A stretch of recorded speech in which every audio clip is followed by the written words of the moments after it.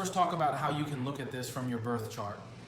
What kind of job is really suitable for you, and what kind of job would actually be valuable for you to do? Everyone knows that the famous director Ang Lee spent 7 years at home before he became famous. There's a very touching story in the middle of this. His wife supported him for 7 years. During that time, he once thought about learning computers, considering a career change to help people with typing or programming, something like that. So what about his wife? She saw him at the dining table. He had placed an advertisement for a computer training class on the table, so she knew he was probably thinking about trying to find a job to help support the family. During those 7 years, he was basically a house husband, sending his wife off to work every day. One day, as she was leaving for work, she told him, "The thing you're best at is making movies. In America, we don't really need more computer engineers, but we do need great directors. Since making movies is what you're good at, just focus on making good films." This made him feel that he had to clarify his own aspirations. Often, when we're looking for jobs, and this is something we encounter in our fortune-telling classes as well, many people ask, "Teacher, what should I actually do?" A lot of people, especially many of them, only start to really face the question of what they should do with their lives when they're already in their 30s. Of course, a big part of this issue comes from Chinese society, where it's very common to follow trends. For example, if being a doctor is popular lately, then everyone feels like they need to become a doctor. And usually our presidents have all studied law, so people think being a lawyer is a good path. We have this traditional scholar official mindset, believing that you should, for example, you pick a good acupoint and then you go do that kind of job because it seems suitable. But in reality, that's not how it works. In fact, that's not how it works at all. What a fish can do, a frog can only do occasionally.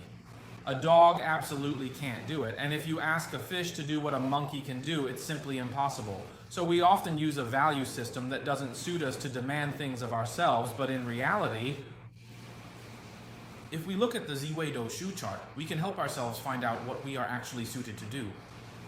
So, what are you suited to do? Once you know, you can move in that direction, and your path will be much smoother. It's like we often say, your natal chart is like a certain type of vehicle. If, from birth, your natal chart shows you're a tractor, or maybe you're a bicycle, or perhaps you are a powerful, heavy motorcycle, or a classic vintage car, or even a sleek sports car, it seems everyone is truly set from birth, and each and every person possesses their own truly unique and special qualities.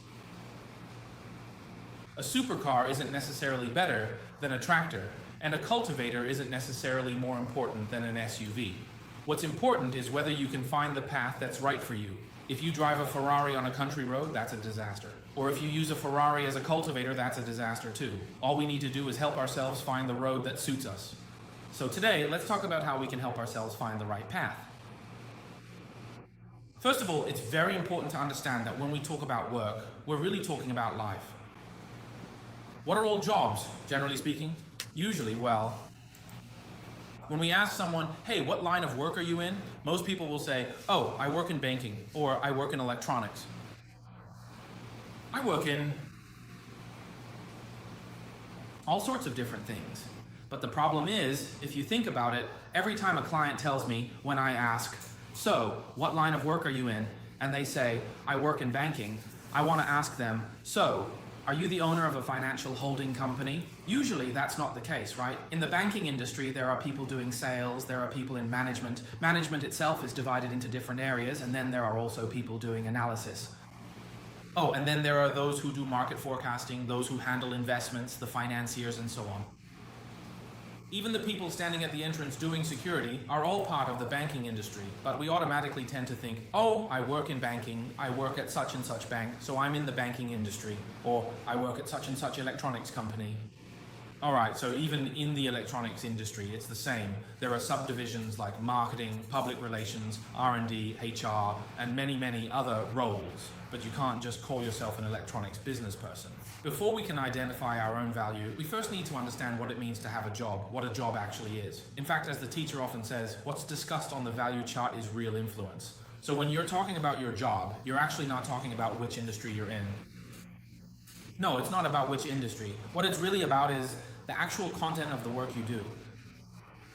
So, what is the actual content of your work? Many people, when they go to have their fortune told, the fortune teller will tell you you are suited for a career in finance. Why? Because maybe your wealth palace is influenced by a metal element star like Wu Q or Qi Sha.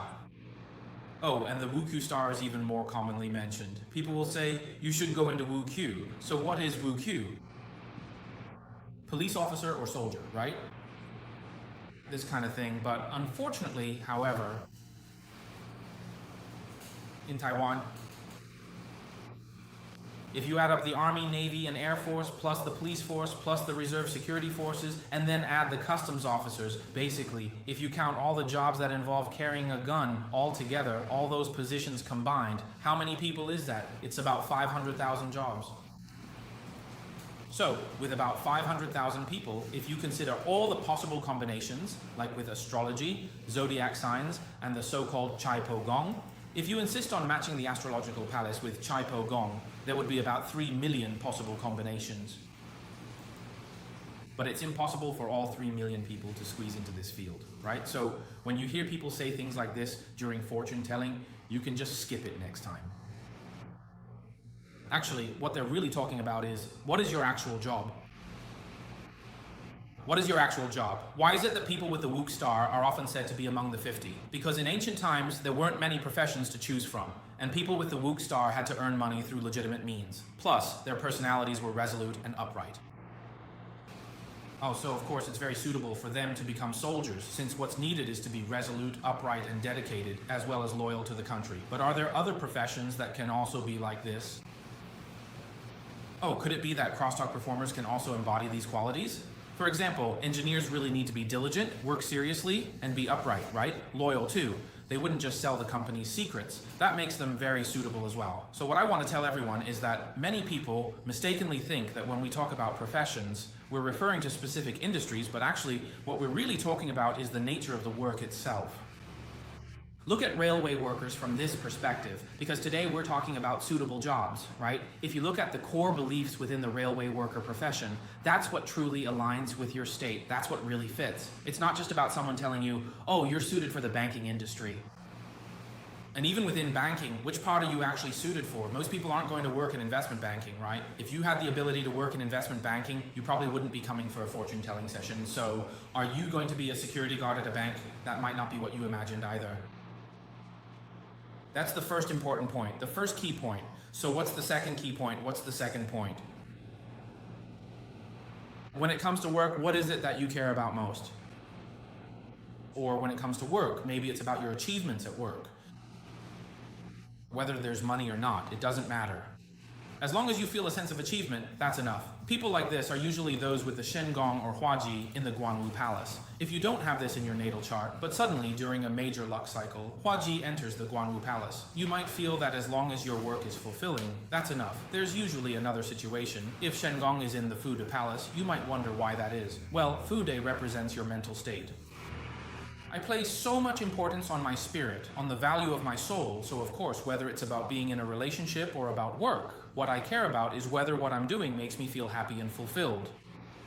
So, in this kind of situation, you will naturally be greatly influenced by the functions of the Guanwu Palace. But what other situations are there? There's another way to look at it. It's not just about whether I can make money from this job. Oh, making money, so what does making money mean? Making money refers to the way wealth comes in and what kind of work makes earning money easier. So how can you make money more easily? Of course, that depends on the wealth palace.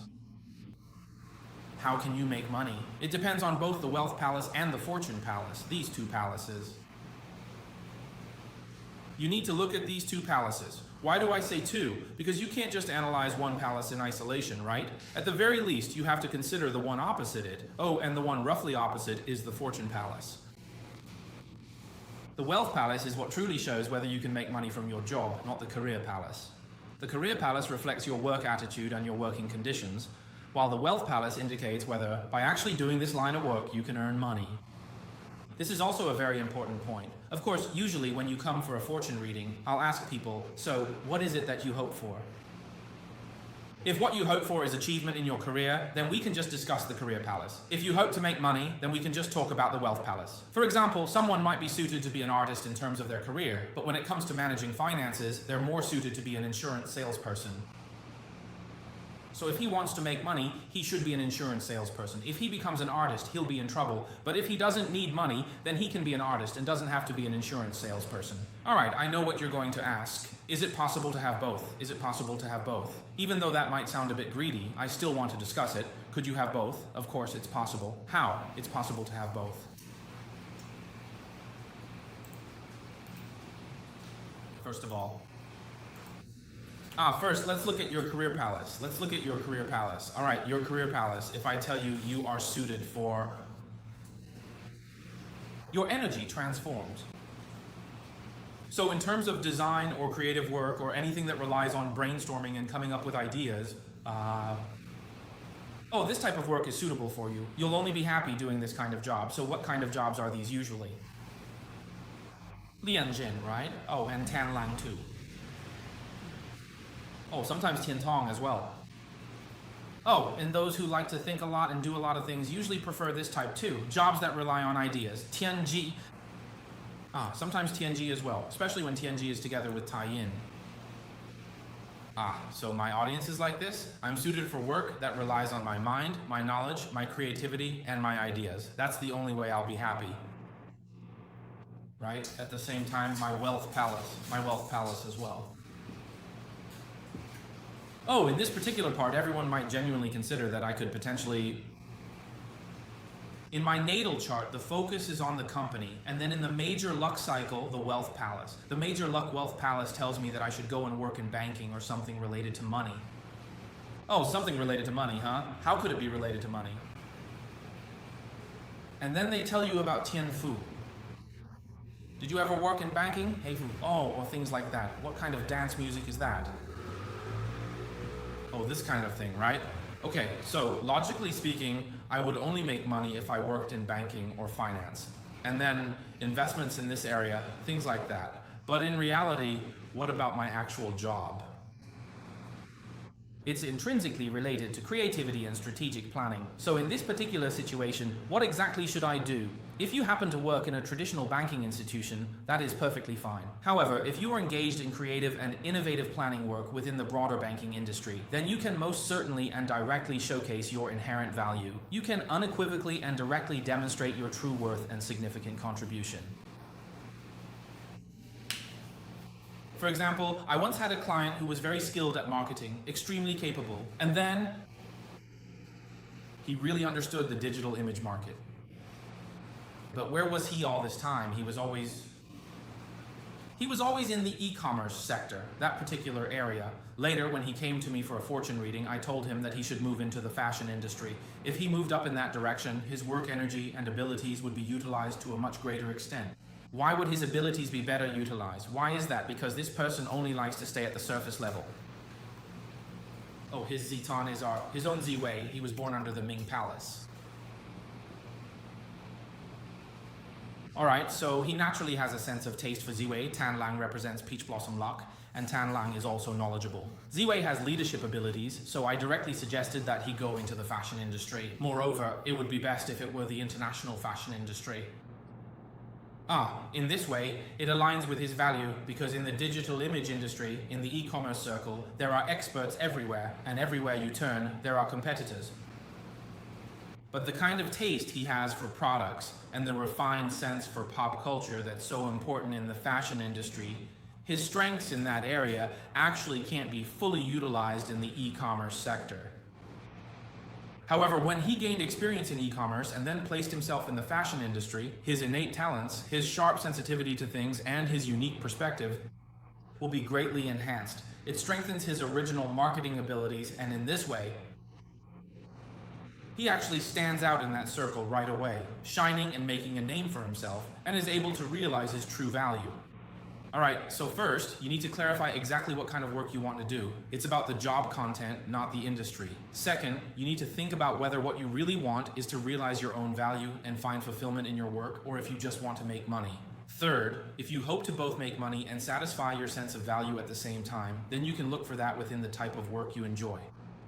Then match this with your wealth palace, match it with your wealth palace, and look for the job within this industry that suits you best.